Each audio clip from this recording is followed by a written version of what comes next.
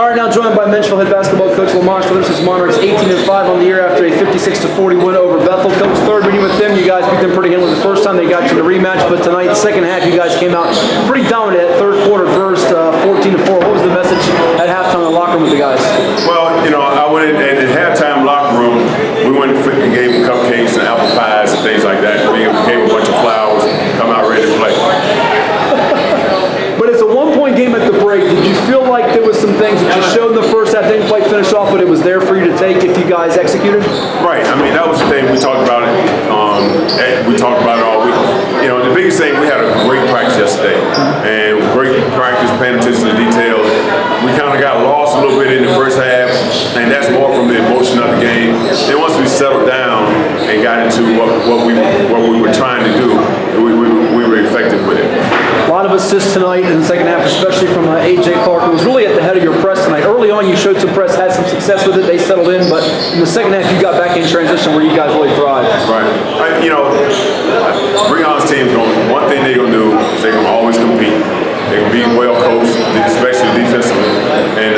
And we knew that, looking at the film, watching the film, and things that we saw that we could possibly exploit in this go-around. And it kind of worked in our favor. These days in high school basketball, you don't see often two guys 6'8" or bigger match up, and you had it tonight with Dallas Kendall for you guys and Obi Okafor for them. In the third quarter, Obi had their only 2 field goals. The rest of the team was shut out. Was it just a matter of not letting them get clean looks from the perimeter because they had a few of those in the first half? Right. I mean, we wanted to make sure that we contested what we needed to contest, who we needed to contest. We want to make sure that we dropped off who we needed to drop off of. We knew how we wanted to defend Obi, and we did a good job of that. We kind of lost our way in the first half, but second half there were things that we knew that he would do that we took away, in order to neutralize it.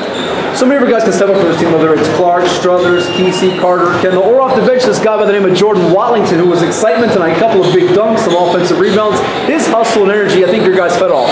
Yeah, Jordan is another motivator, and he's that guy that thrives off contact, and things like that. And he's our sophomore. That's it, and he's going to make a lot of noise, especially this summer. Just a 10th grader. Yeah, he's just a sophomore, and his brother played for us, Michael Watlington, who's now at Eastern Mennonite, I believe.